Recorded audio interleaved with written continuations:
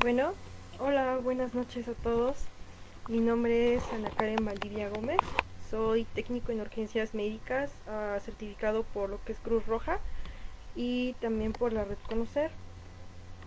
Esperemos a que cargue un poquito esto, un poco de dificultades técnicas, pero vamos a avanzar con lo que es el tema de hoy, que es la importancia de los primeros auxilios en casa.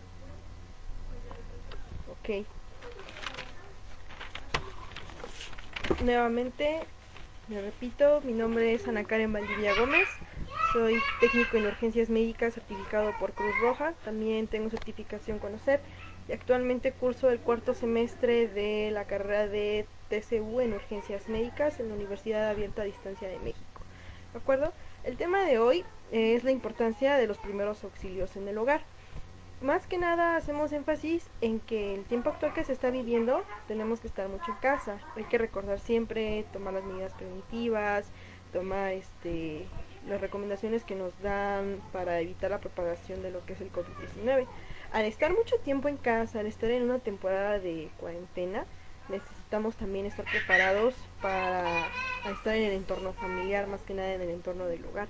No estamos exentos a sufrir un accidente, a sufrir algún tipo de, a tener algún agente causal que pueda, en el cual se puedan necesitar los primeros auxilios. Por ejemplo, lo más común y más las personas que tenemos niños en casa pueden experimentar que los pequeños caigan de alguna altura, de su misma altura, o incluso con personas mayores. Cualquiera de nosotros puede experimentar una situación en la cual se ponga en riesgo, bueno, una situación que nos ponga en riesgo y alguna situación en la cual requiera el uso de los primeros auxilios. Ok, ¿qué va a empezar? ¿Qué son los primeros auxilios? Los podemos definir de muchas maneras. Primeramente es una atención rápida, es una atención inmediata. De hecho, en el servicio de urgencias nosotros manejamos mucho el término primer respondiente. Entonces, al mismo tiempo también un primer respondiente debe estar capacitado, debe estar entrenado para poder realizar las maniobras, los primeros auxilios. ¿De acuerdo? En el caso del hogar, sea cual sea la situación, tenemos que estar calmados, tenemos que guardar la calma, tenemos que estar tranquilos, tenemos que saber qué es lo que vamos a hacer realmente y no improvisar. Lamentablemente en México tenemos una cultura realmente muy escasa en lo que es el tema de primeros auxilios. Ha habido muchas carencias en cuanto a materia de primeros auxilios, tanto lo que es el sector salud siempre tendrá carencias y yo creo que también en otros sectores como lo es en la educación, como lo puede ser económicamente, pero tenemos que saber enfrentar esas adversidades. En el caso de los primeros auxilios, aquí lo fundamental de los primeros auxilios siempre es la capacitación. Siempre es saber qué es lo que voy a hacer y cómo lo voy a hacer. Muchas veces nos dejamos guiar o incluso tenemos ciertas nociones de lo que se debe hacer gracias a la televisión, gracias al cine, gracias a que tenemos noción, ¿no? A lo mejor el conocimiento que nos dan, conocimiento empírico, lo que me dijo mi abuelita que debo hacer. Pero la realidad no es esa. La realidad es que la capacitación constante en materia de salud, en materia de primeros auxilios, es muy importante debido a que de ello también dependerá la calidad de vida que tenga nuestro paciente.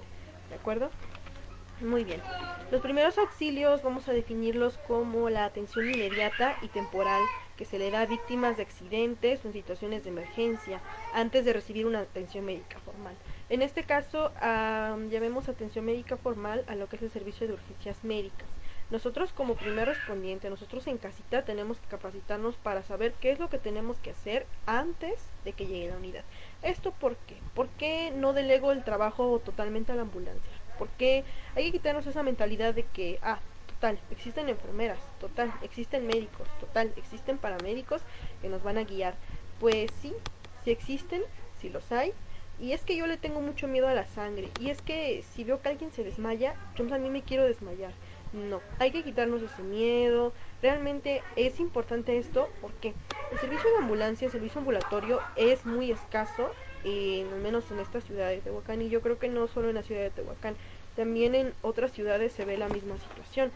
Supongamos lo siguiente, al menos aquí en Tehuacán, de los habitantes, el número de habitantes que hay, hay muy pocas ambulancias y el número de habitantes que hay supera los 10.000, los 100.000 si ustedes quieren, y para ello solamente tendremos un total de 3 a 4 ambulancias por turno, y eso exagerando. Y obviamente en la extensión que tiene Tehuacán, que es la segunda ciudad más importante de Puebla, 3 4 ambulancias es muy poco. Realmente es muy poco para atender accidentes, es muy poco para atender a personas enfermas, es muy poco para atender un traslado.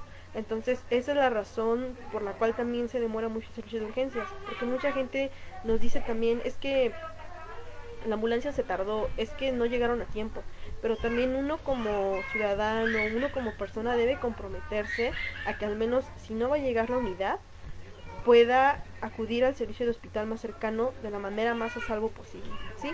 El aprender, el saber de primeros auxilios puede cambiar la vida, claro que sí, y puede ser una mejora gigantesca para la calidad de vida de la persona afectada. En el tema de primeros auxilios, tenemos que identificar las situaciones de riesgo que podemos tener en el hogar. Principalmente, ¿cuáles son estas? Obviamente aquí descartamos accidentes viales porque pues dentro del hogar no pueden pasar accidentes viales. A lo mejor pueden pasar situaciones de electrocución, que es algo muy grave también.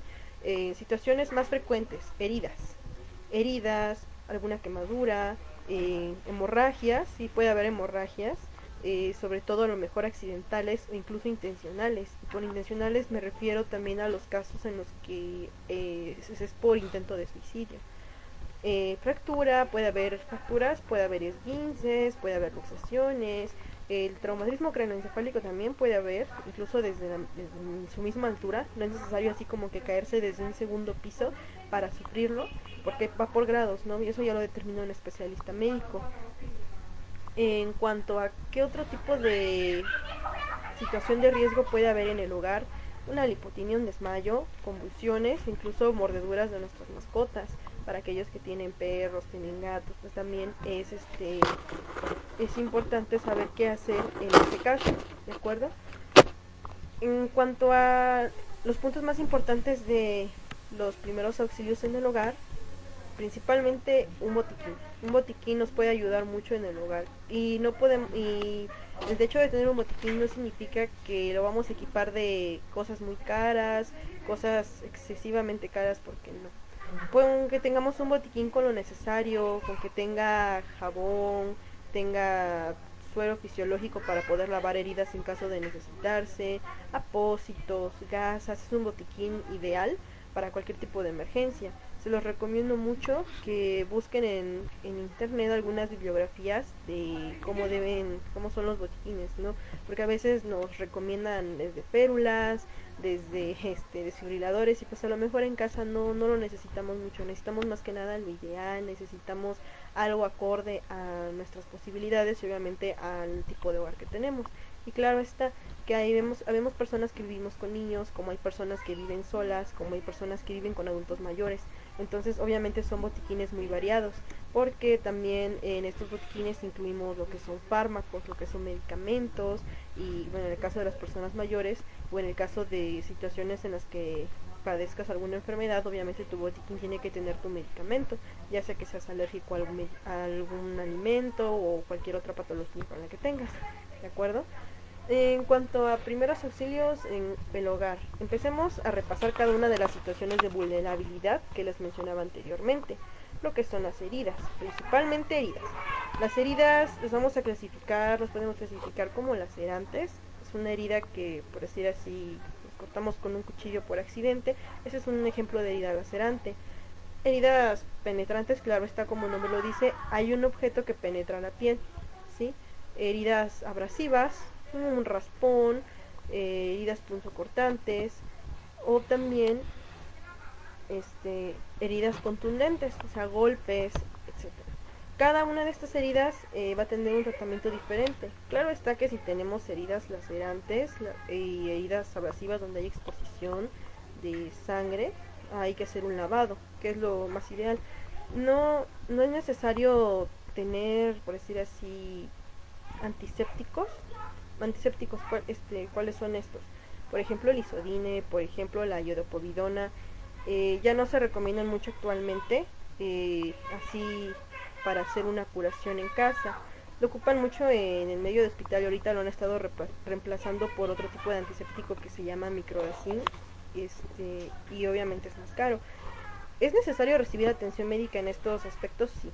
Los primeros auxilios no significan que sea el alivio al 100%, y más cuando son personas que no están entrenadas en materia de la salud. Por decir así, hoy puedo tomar un curso de primeros auxilios. Ok, tomé mi curso, me dieron mi diploma, ya sé primeros auxilios. Realmente el aprender primeros auxilios no se queda solo en tomar un curso de 8, 9 horas, 13 horas. Siempre es aprendimiento constante, es practicarlo realmente.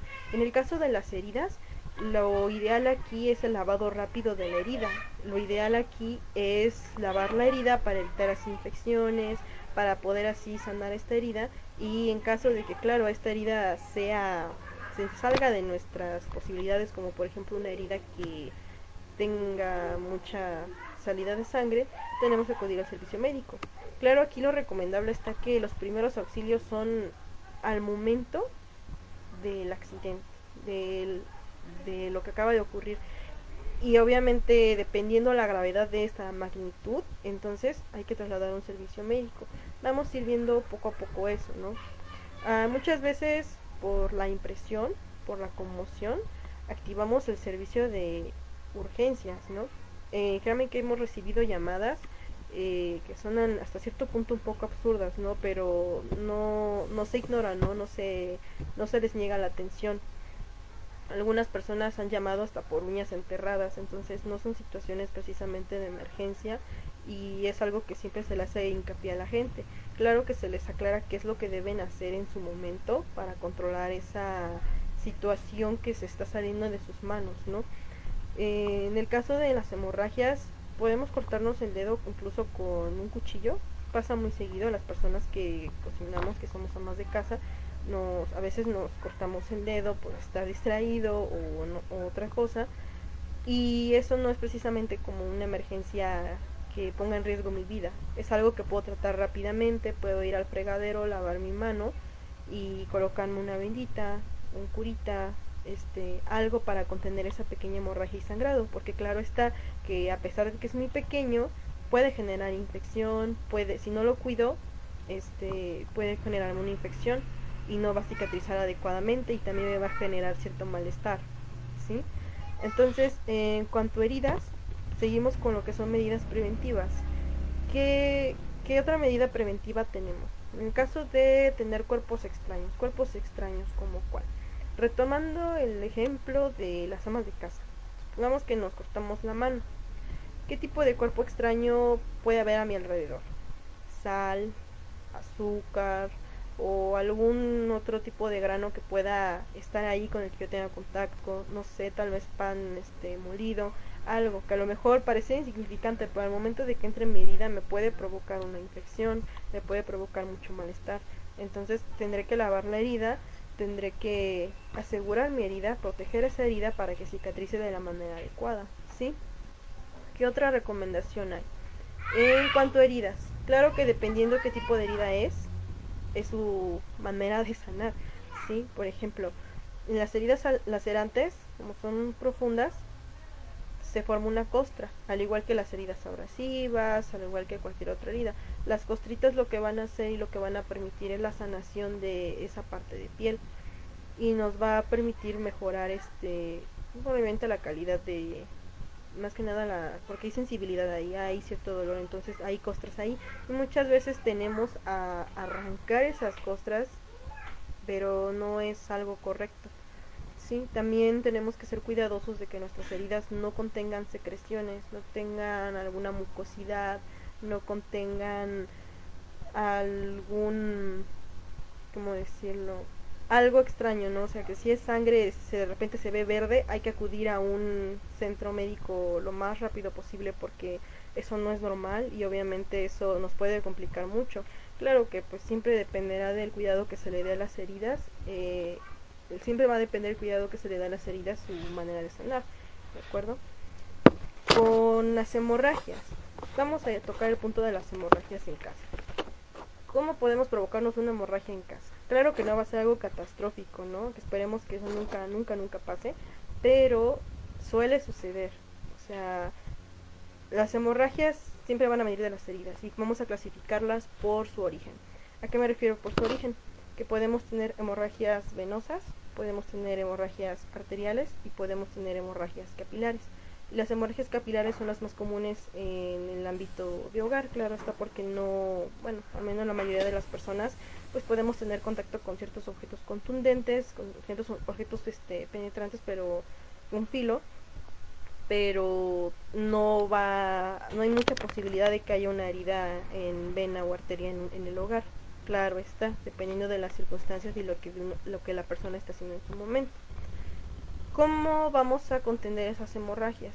Y también, claro, puede que haya hemorragias no solo porque haya una herida de por medio, sino también nos vamos a referir a hemorragia cuando sale, por ejemplo, de la nariz, una hemorragia nasal, hay ruptura de vasos, o incluso hemorragia en la cavidad oral. Eso también puede suceder y eso ya se debe por patología, se debe por otras cosas.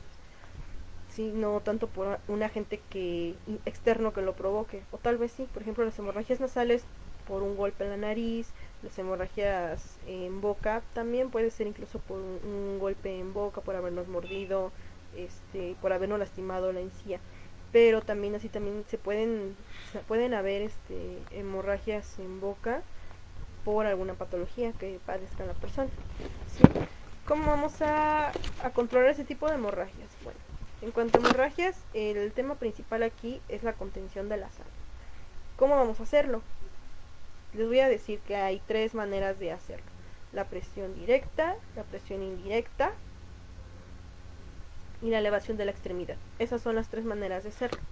Pero bueno, entonces me estás diciendo que es presión directa, presión directa, indirecta y elevación de la extremidad, pero a mí me está sangrando la nariz. Ok, en el caso de sangrado nasal, vamos a hacer una presión directa. Y en este caso vamos a inclinar a la persona hacia el frente para así poder parar esa hemorragia, claro está, que solo son vasos sanguíneos en cavidad nasal y no hay ningún riesgo de vida. Siempre hay que identificar eso. La hemorragia que tiene la persona puede poner en riesgo su vida. Sí, no. Si sí, entonces es traslado, contención de la hemorragia y traslado inmediato al centro de urgencias más cercano. Como por ejemplo en algunos casos, y eso sí se ha dado mucho en el servicio de urgencias, es cuando las mujeres están a término de su embarazo y a lo mejor porque no llevaban bien la cuenta, a lo mejor por cualquier otro factor, llegan a tener partos en su hogar y pasa muy seguido. Entonces, lo que se puede hacer aquí es la contención de la hemorragia, pues, tiene que salir, sí, pero ¿qué tengo que hacer aquí? Bueno, entonces contener hemorragia ahí, vamos a colocar una almohadita y vamos a trasladar rápidamente al hospital en caso de que creamos que el servicio de urgencias va a dilatar, en caso de que creamos que no va a poder llegar a tiempo a la unidad, o si no, mantener contacto con el servicio para así poder trasladar adecuadamente al hospital. Eso es algo que se debe hacer de manera correcta, porque en muchas ocasiones las personas solemos decir, no, pues díganle a la ambulancia que me voy sobre esta calle, y cuelga. Pero no, o sea, al momento de que se activa el servicio de emergencias, al momento que tenemos que tener comunicación con la persona con la que estamos hablando, como con nuestra familia, de qué es lo que se va a hacer, ¿de acuerdo? No es algo muy recomendable, pero ha habido casos en los que lo hemos hecho, bueno, lo hemos tenido que hacer, ¿sí? En cuanto a las hemorragias, bueno, regresando al tema de las hemorragias, vamos a tomar estos puntos a en la conversación, ¿no? El sangrado de una extremidad. El sangrado de la extremidad, por ejemplo, un brazo, una pierna, ahí sí podemos hacer la elevación. La elevación y la presión indirecta para poder contenerla, ¿sí? No todas las hemorragias las vamos a contener de manera diferente. Puede que incluso tengan una hemorragia en cuello, en tórax, en abdomen. Bueno, eso obviamente no vamos a elevar nada, ¿verdad? Entonces simplemente vamos a hacer algo que se llama empaquetar, que es meter venda dentro de la herida para poder hacer presión y así evitar, como un tapón, evitar que siga sangrando y que haya una pérdida masiva de sangre. Les repito nuevamente, lo que son hemorragias a lo mejor no es muy común verlo de esa manera en el hogar, Más sin embargo, sí es importante que lo sepan porque de buenas a primeras puede que suceda. Entonces nunca sabemos, son situaciones que siempre pasan de repente e inesperadamente, ¿sí? Las la otra cosa que tenemos que tener muy en cuenta es son las heridas que, por decir así, expulsan sangre a chorros, o sea, la avientan. ¿Por qué? Porque eso significa que son hemorragias que vienen de las arterias o que incluso la sangre es muy fluida, la sangre es muy fluida y es demasiada, entonces son hemorragias venosas y hay que tener muchísimo cuidado con eso. Hay que trasladar inmediatamente a la persona a un hospital. ¿De acuerdo? Muy bien. En cuanto al tema de hemorragias, otro punto a considerar también es el estado de conciencia de la persona, ¿sí? ¿Dónde se da mucho esto? En el caso de las mujeres que les digo que están al término de parto, muchas veces la pérdida de sangre les hace perder el estado de conciencia. Y eso es una señal de alarma muy grande. Y con más razón hay que notificarlo al servicio de urgencias. Hay que decirles, es que lo que está pasando más que nada, tengo una mujer embarazada, está a término, está perdiendo mucha sangre, porque a veces cuando la operadora te hace preguntas, te desesperas y dices, no, apúrese porque para que venga la ambulancia rápido, ¿no? Pero la ambulancia ya viene en camino y si la operadora te está haciendo esas preguntas es para informarle a la ambulancia y tome sus precauciones de lo que debe hacer, ¿sí? El estado de pérdida de conciencia por una hemorragia lo vamos a ver muy común en ese tipo de personas o en personas que de plano se están desangrando y empiezan a perder la conciencia precisamente. Si está orientado, si está somnoliento, eso también son señales de alarma, son señales con las que tenemos que apresurarnos y por eso es importante saber qué hacer y adecuar un traslado inmediato al hospital. ¿De acuerdo? Siempre que se toca el tema de primeros auxilios, siempre que se toca este tema, sea por lo que sea, tenemos que garantizar la seguridad de nosotros mismos, incluso estando en nuestras casas. Ningún lugar en el cual se haya ocurrido un evento de emergencia, un evento que pone en riesgo la vida de una persona, ningún lugar así es seguro, sea nuestra propia casa, ¿de acuerdo? Entonces siempre tenemos que garantizar esa seguridad, que esté el área despejada, más que nada a nuestro propio piso para evitar caernos, para evitar tropezarnos, para evitar empujar a la persona, ¿sí? Son a lo mejor ciertas cositas insignificantes, pero que son muy, muy importantes, porque si actuamos por actuar, entonces también nosotros somos una potencial víctima y podemos empeorar la situación. Si no estamos tranquilos al momento de hacer la prestación de primeros auxilios, podemos empeorar las cosas, ¿sí? Muy bien. En cuanto a garantizar la seguridad, y ya que establecimos que es una hemorragia que a lo mejor no pone en peligro nuestra vida, podemos repasarlo en nuestras mentes. Si pone en peligro la vida, es obvio que tenemos que ir al hospital, ¿no? Si no, pues podemos estar en casa, podemos tratarlo aquí en casa, no hay ningún problema y pueden ir a una verificación médica, pero ya con más calma, ¿sí? ¿Qué se debe hacer en estos casos de hemorragia si no contamos con equipo de primeros auxilios? O sea, por decir así, no tenemos ni una gasa, no tenemos ni una venda, no tenemos nada. Bueno, podemos hacer la contención con ropa, pero que sea lo más limpia posible, ¿sí? Evitar agarrar el trapo de cocina con grasa y eso y ponérselo porque pues no va a mejorar nada y al contrario va a empeorar la situación. Entonces tenemos que buscar un trapito lo más limpio posible y realizar la contención de las hemorragias, ¿de acuerdo? En caso obviamente de tener este material, claro está, llámese apósito, llámese venda, llámese gasa, que eso es lo más ideal. Obviamente tenemos que hacer contenciones, tenemos que hacer curación, si estás capacitado para ello. De lo contrario, acude a un servicio médico, ¿sí? Muy bien. En otra situación de riesgo dentro del hogar, que es muy común, son las quemaduras. Lesiones producidas por el contacto a calor en piel, en mucosas, otro tipo de agentes causales, ¿sí? Vamos a llamar agente causal aquello que provoca la quemadura. No siempre va a ser una quemadura por fuego directo, ¿sí? Puede que sea una quemadura que se haya generado por radiación de vapor, incluso por electricidad. ¿Y cómo vamos a tratar las quemaduras? Bueno, rápidamente vamos a neutralizar el dolor. apósito limpio o un trapo lo más limpio posible con agüita, preferentemente de garrafón. Este caso está muy chistoso porque si ustedes buscan algún video en YouTube de cómo deben tratar una quemadura, les dicen que pongan el brazo, la parte afectada al agua, a chorro de agua durante 10 minutos. Cabe destacar que este tipo de videos vienen de países donde la gente toma agua de la llave, o sea, países como de Europa, Estados Unidos, porque ellos obviamente cuentan con agua potabilizada en su sistema de drenaje. Obviamente nosotros no, por eso no les recomiendo que pongan la parte afectada a chorro directo en la por 10 minutos, ¿de acuerdo? Muy bien.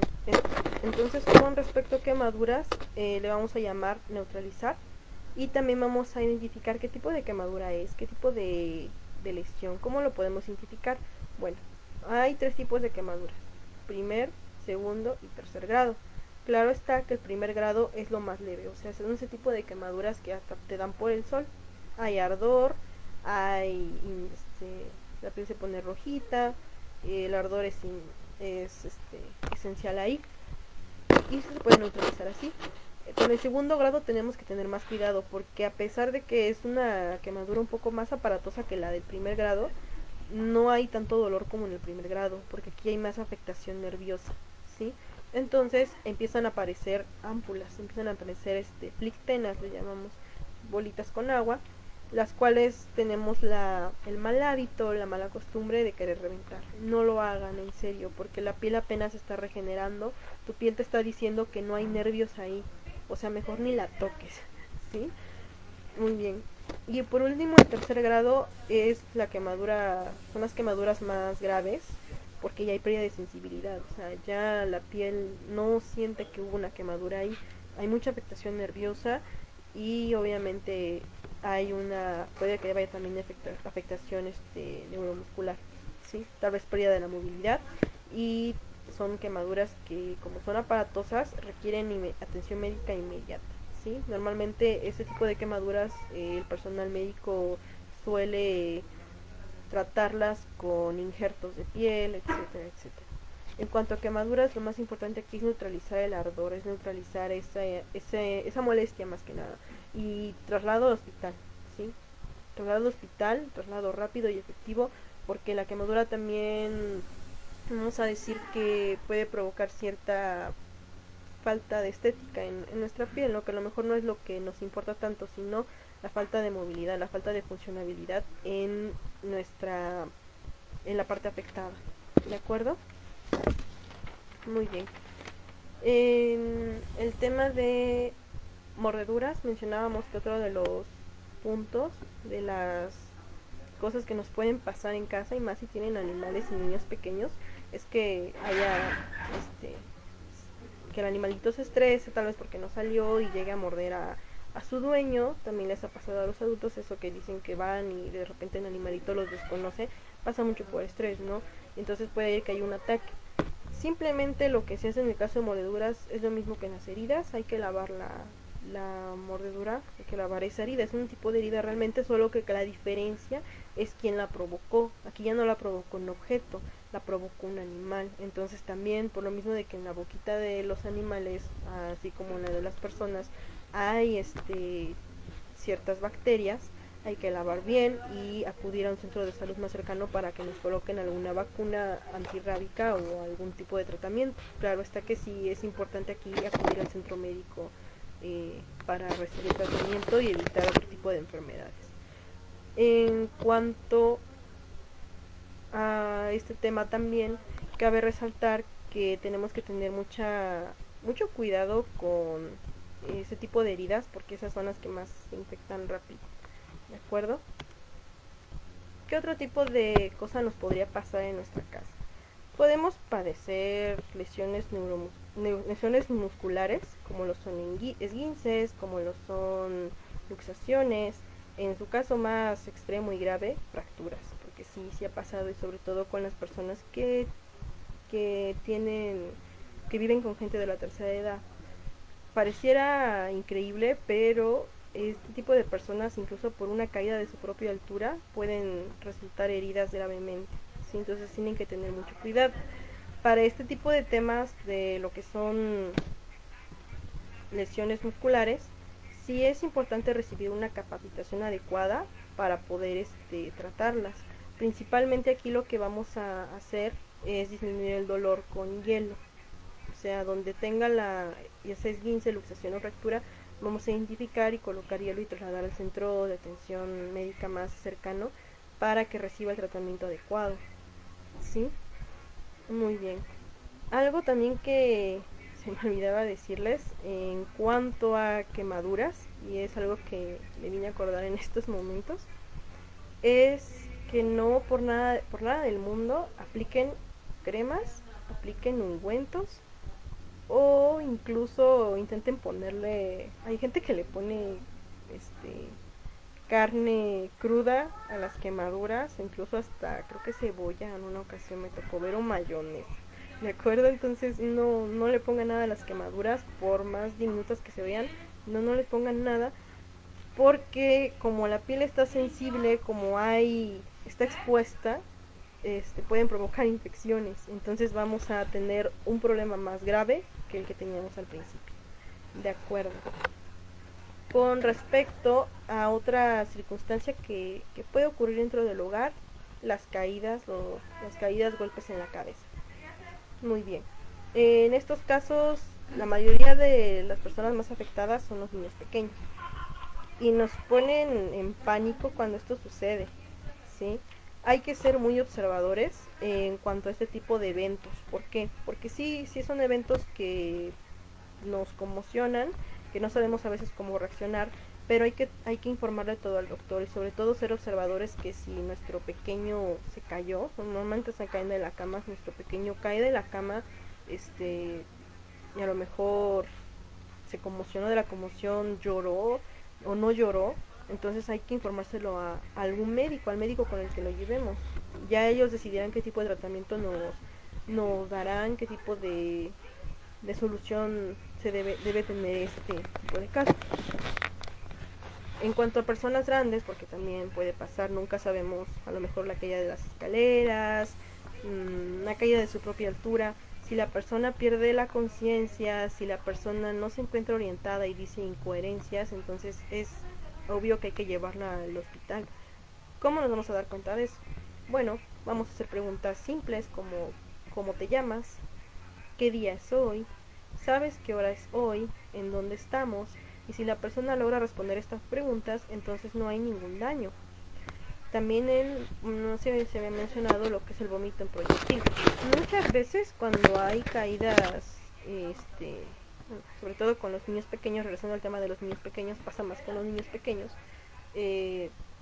nos hacemos a la idea de que ofrecerles un vasito de agua va a tranquilizarlos, un refresco, un juguito, un dulce, va a tranquilizarlos. Estamos en un error, no es lo correcto. No es lo correcto que al momento de que pase este tipo de incidente, le ofrezcamos algo al pequeño para tranquilizarlo. ¿Por qué? Por lo mismo del golpe, nosotros no sabemos la magnitud, no sabemos la conmoción que tenga su pequeño cuerpecito con respecto a este golpe y cómo reaccione, puede provocarle vómito. Y obviamente la diferencia aquí va a ser cómo es el tipo de vómito que tiene este pequeño. Y me refiero a que si es fluido o es en forma de proyectil. Porque si es en forma de proyectil es una de las señales de un traumatismo craneoencefálico grave. Y eso hay que informárselo al médico. Y es parte de las recomendaciones que el médico te dice: si su niño tiene vómito en proyectil, tráigalo inmediatamente a urgencias. ¿De acuerdo? Entonces sí, evitemos dar todo tipo de líquidos, todo tipo de alimentos o dulcecitos, por más pequeñitos que sean, no los den. ¿Sí? Porque no sabemos cómo pueda reaccionar el cuerpo. Entonces hay que hacer un traslado rápido al hospital más cercano. Hay que mantener en reposo a la persona. Les repito nuevamente, todo lo que suceda, todo lo que ustedes hagan en cuanto a materias de primeros auxilios y hagan un traslado al hospital, se lo deben informar al médico. Algo que pasa muy comúnmente también es que, ¿sabes qué? Aquí tienes una pastillita, tómate la pastillita. No es lo correcto también. A lo mejor sí tenemos noción de cómo funcionan los medicamentos, sí sabemos a lo mejor que puede ocasionar, pero después de una caída de un golpe no es lo ideal dar pastillas o medicamentos por lo mismo de que, como les decía, el cuerpo a veces reacciona de esa manera, expulsa, entonces vamos a confundir signos y síntomas con algo que podría ser grave. ¿De acuerdo? Algo más que pueda suceder dentro del hogar es lo que son los desmayos. Y pueden venir de muchos factores. Desde un embarazo, como comúnmente lo mencionan, hasta incluso por falta de, no sé, una anemia, por causas patológicas también. Hay que ser muy observadores con ello. En el caso de, un ejemplo, ¿no? Supongamos que fuiste a la escuela, te levantaste muy temprano, a lo mejor no desayunaste y de repente viene el bajón, viene una hipoglicemia. Entonces ahí va a haber un desmayo. Claro está que ese tipo de desmayo se va a tratar de manera diferente a como se puede tratar un desmayo de otro tipo de enfermedad. Pero ¿qué se debe hacer ahí? Únicamente vamos a colocarlo en posición de seguridad. Una posición, le llamamos la posición sexy porque ponemos nuestra mano aquí, a ver si se puede ver así. Ponemos nuestra manita aquí mientras la persona está acostada y lo ponemos de ladito. ¿Por qué ponemos de ladito a la persona? Para que en caso de que llegue a vomitar, no se asfixie con el vómito, no se asfixie con saliva, no se asfixie incluso hasta con sangre. ¿De acuerdo? Entonces es lo único que se debe hacer en esos casos y esperar a que la persona recupere la conciencia. Claro está que si a su consideración está que requiere una evaluación médica, adelante, y es lo más conveniente en estos casos, sobre todo cuando no tenemos mucho conocimiento en materia de salud. Hay que salir de la duda de esa manera. Por último, una otros tipos de circunstancias que son muy comunes encontrar en un hogar cuando tienes una persona que padece epilepsia son las convulsiones.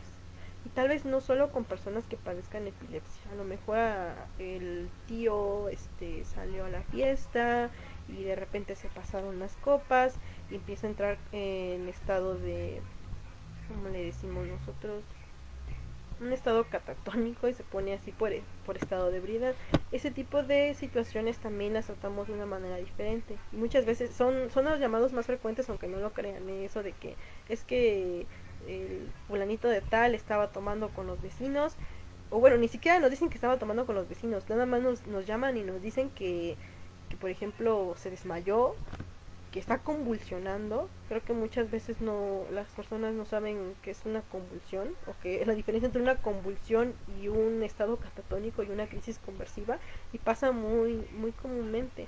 En caso de las convulsiones, obviamente aquí son contracciones, o sea, las convulsiones son contracciones involuntarias que tiene el organismo, es una manera, vamos a llamarlo así, violenta, porque se mueven tanto que las personas no saben ni qué hacer, y lo que más comúnmente hacen cuando la gente cae al piso y comienza a convulsionar es introducir objetos en su boca, en la cavidad oral, o sujetarlos, y eso pues no es lo correcto, porque como son contracciones involuntarias, lo único que van a provocar es que esa misma persona se lastime. Lo que podemos hacer aquí, si ustedes tienen algún familiar que sea epiléptico, que padezca convulsiones, entonces pueden sujetar su cabecita, aunque sus manitas y sus piernas estén moviéndose por todas partes. Lo ideal aquí es sujetar la cabeza y que su cabeza no choque con el piso, porque eso va a seguir generando convulsiones, ¿de acuerdo? Y que la convulsión pase. Y claro está que cuando son convulsiones que vienen de la nada, hay que acudir a un centro médico inmediatamente. Y sí, también puede suceder con personas que tomaron alcohol en exceso o consumieron sustancias psicotrópicas. También puede suceder, pero sí es importante que también lo notifiquen al médico para saber cómo tratarlo. ¿De acuerdo? Otro punto muy importante en el caso de casa, regresando a esto de por qué les decía que a lo mejor no entendíamos bien la diferencia entre una epilepsia, una convulsión y una crisis neuroconversiva, porque son cosas muy diferentes, pero muy seguido llaman al 911, al servicio de emergencias, y te dicen, es que mi familiar se puso mal, está convulsionando. Y al momento de que llega el personal de salud,